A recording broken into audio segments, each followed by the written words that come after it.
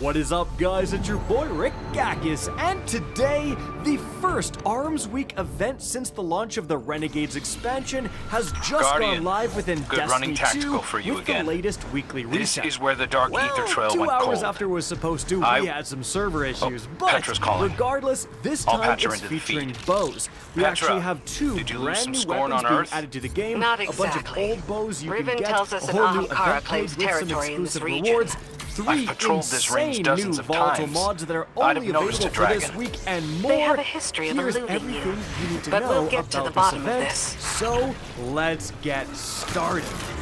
Alright, now the first thing you're probably going to notice involving Arms Week is its own unique event tab on the portal right here. And when we open that up, we get the Arms Week event page. With caution. So it's the normal layout we've come to expect. You have daily challenges and 1 weekly challenge. Remember, this only lasts for 1 week. Completing these will give you event tokens and increase your event rank so you can get these track rewards. Taking a look at these event track rewards, I do like the fact that they're continuing these videos starting in the dawning, where when you unlock the hollow foil variant of one of the 2 new weapons being added with this event, so we have the Heron Glaive, and we also have the King Orcos bow. If you get those hollow foil variants, it's just a completely random tier 5 roll, so you don't have, you know, what has been some stinker guaranteed rolls in the past. Rather, you can just randomly get the God Roll hollow foil variant from the event craft, which is great. Now, if you want to know what God Rolls you're looking at, guys, I did a video yesterday going over all the perks these weapons can get, as well as discussing their PvE and PvP God Rolls. Definitely check that out right above. We also have the ability to, with your event tokens that you're getting for the daily challenges, you can outright buy these 2 new weapons in the event store right here. But aside from that, guys, the first thing you're going to be instructed to do by the game is head down to the shooting range. I just got a spike and of weird taken energy.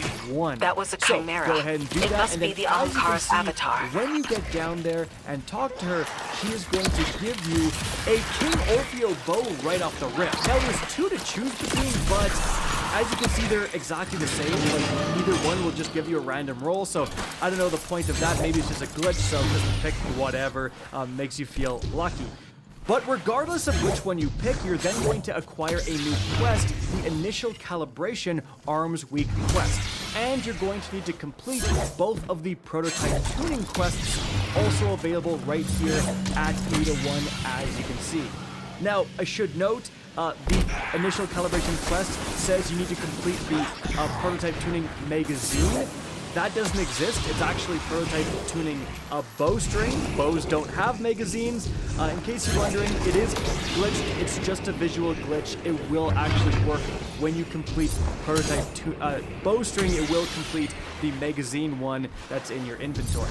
Okay, so that aside, what do you actually need to do for the 2 different prototype quests? Where the first one is to, unfortunately, complete Crucible matches. And playing Arms Week hardware grants more progress. Now, the other one is just to defeat combatants in portal activities, and bows will give you better progress.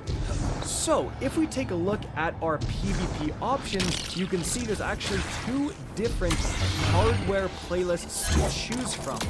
One of them is Rumble hardware. Hardware means no abilities, it is only weaponry. And then the medieval hardware is, you know, team versus team. However, it is only glaives, bows, and swords allowed. Now, if you're thinking, oh, I can do medieval hardware and I can double dip, since Crucible Ops is technically a portal activity, if I get a bunch of bow kills in medieval hardware, that's going to progress the other one. Unfortunately, as you can clearly see, that is not the case. I am getting PvP bow kills, and I have 0% in that prototype quest coming out of that activity. By the way, doing a hardware activity gives you 60% completion, so 2 hardware runs for sure will get that prototype quest done. Anyways, guys, I also tested private match, it did not work. You're actually going to need to go in to the Crucible and complete some matches. But after that, we then went into normal portal activities, and as you guys can see right here, what I simply did was I loaded into solo ops on creation and just used a bow here in the beginning section. Like, there's a ton of enemies that spawn, and frankly, I didn't even finish this activity. I just got the entire quest done in this beginning section. Keep in mind, for this part specifically, you can use exotic bows. My friend was using the Trinity Ghoul, and as you can imagine, that was absolutely insane. So got those done, went back to 81, accepted a bunch of different things, and then you are going to get the first volatile weapon mod, Shatter Shafts. So, the first thing you need to do is equip it. As you can see, I keep it on by using the bow, and that is going to update the quest. And if you're wondering, it causes my arrows to split into multiple arrows after a little bit of travel time, basically turning your bow into some kind of a shotgun. Now, we're going to talk much more about all three volatile weapon mods later in the video, but for right now, let's get back to the quest we have to complete to get all of the volatile weapon mods. So, again, that's going to auto-complete the quest. You go back to 8 again, you accept this right here, and then you have 2 new quests to unlock the other 2 volatile mods. In-flight benefits requires you to earn points by quickly defeating combatants in mortal ops, so multi-kills, and then dealing final blows with weapons equipped with volatile mods grants 4 points. Then the other one is the constant bowstring. This wants you to earn points by defeating targets with precision final blows in portal activities. Using weapons with volatile weapon mods will grant additional progress, guys. Alright, so essentially, again, I just went into creation in solo ops, and it is so darn easy. With that volatile mod on my King Orfeo, I was simply slaying out. Now, the problem, however, is that although one of these quests, the one for multi-kills, is very easy to complete, the other one is an extreme non-bow. Because if you have the Shatter Shafts volatile mod on, unless you are right up in enemies' faces, the projectile splitting will actually make it really hard to hit precision shots. So I would recommend going in there with a volatile mod on, just trying to complete the one for multi-kills, trying to get precision shots if you can, and then once you've done that one, you honestly might need to take your volatile mod off in order to complete this, or use a different weapon like a sniper rifle or whatever to actually get your precision hits, because yeah, the bow with Shatter Shafts is really bad for getting precision final blows, guys. That's actually what I had to do. I had to take the mod off. But regardless, no matter what you do, when you complete these 2 quests, guys, then you're going to head back to 801. You can actually complete one, head back to 801, hand that in, and get a different volatile mod right away if you want. But regardless, completing each one would give you the other of the 2 different volatile weapon mods. And so, let's take a look at all 3 of those brand new volatile weapon mods. Again, remember, they're only equipable on legendary bows. First of all, with Shatter Shafts, the first one you got, keep in mind that when it splits into multiple projectiles, those additional projectiles actually do less damage per projectile compared to the one big projectile. So it's not like you're going to increase your damage times 5. But as you can clearly see within the shooting range right here, you still are doing more overall damage than you have the Shatter Shafts projectiles. So really doing more damage than just one precision shot, even though a lot of the projectiles aren't even precision. Now, keep in mind, guys, again, the further away you are, the more you're going to miss, and therefore, you know, the single projectile is going to be better at long range. Again, with stuff like jolting feedback here on the King Orfeo or other perks that want you to hit like multiple times, it can be a crazy combo. So Shatter Shafts is really interesting. In case you were wondering, unfortunately, no. Not the Shatter Shafts to heavy combat bows, aka the heavy crossbows. Unfortunately, that would have been insane. But the next volatile weapon mod, you actually can. And that one is going to be tungsten bowstring.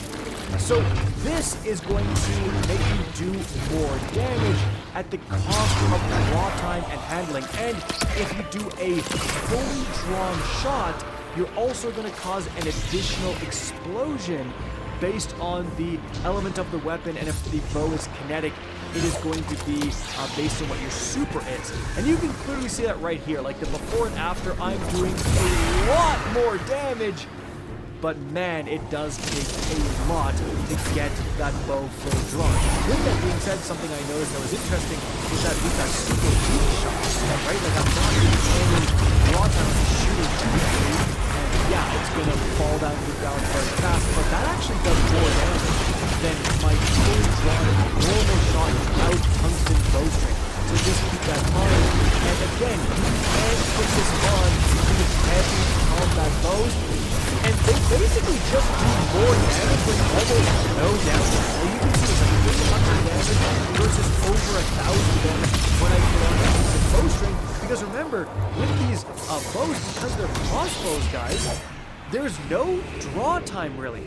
Instead, it seems to increase your reload speed, but not by as much as the draw speed increase on the normal bow. Like, it wasn't as bad as I was thinking it was going to be.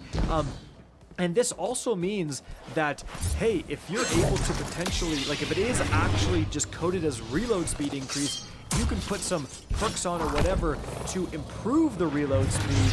That can be really juicy. So really keep that in mind, guys. Tungsten bowstring does increase damage of these heavy combat bows. Now overall, for the combo bows, man, it really does suck to have a draw time of that long. But the massive increase in damage with an added explosion is really darn nice if you can pull it off. So definitely consider. Then we have the third mod, and that is going to be jump shot. Now this says drawing the weapon down into midair triggers increased damage, faster draw time, improved target acquisition, and dramatically faster movement speed for a short time until you land on the ground.